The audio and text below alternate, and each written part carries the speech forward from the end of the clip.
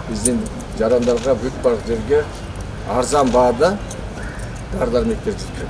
Кыргызстанда азыр жекеменчик аптекалар абдан көп. Алардагы дары-дармектердин баалары бирчен өлчөмдө эмес. Бул маселе жарандар тарабынан айтылып келе жаткан көйгөйлөрдөн болчу. Мамлекет бааны көзөмөлгө алуу жана сапаттуу дары-дармектер менен камсыз кылуу максатында өлкө аймагында мамлекеттик аптекаларды ачуу милдетин койгон. Бүгүн Жалал Абад облусу боюнча алгачкы мамлекеттик аптека ачылды.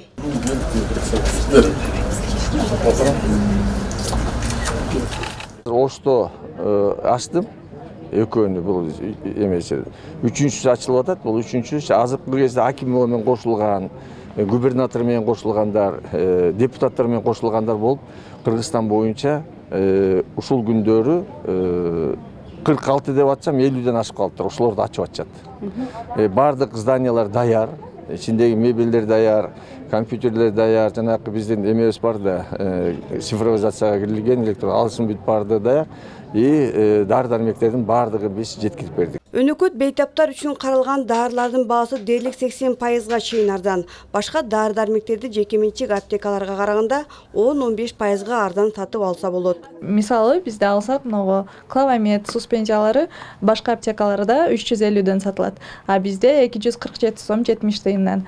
Пикавит дагы башка аптекаларда 450ден, бизде 339дан. Булар 10 сомдон башка аптекаларда средний баа коюп эле сата беришет, а бизде 5,5 сом, 6,5 сомдон сатылат.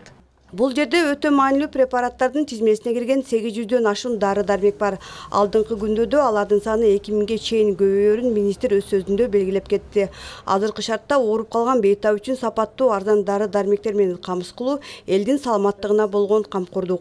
Жакында эле өзүм деле больницага ооруп жатып чыктым. Аябай эле кымбат болду. Дарылар делечи азыркы заманда деген ооруган аябай кымбат экен. Эми мына мамлекеттик эми эле ачылып калды, анан кийин эми салыштырып көрүп атабыз азыр. Аябай эле арзаныраак болот экен, бир 150 сом, 200 сомго чейин барат экен. Ушул күндөргө чейин бул өлкөнүн түштүгүндө ачылган 19-чу мамлекеттик аптека, жалпысы 50дөн ашуун аптека уюштурулмакчы. Гүлжина Мөндөгө, Бурханбек Матов, Жалал Абад шаары.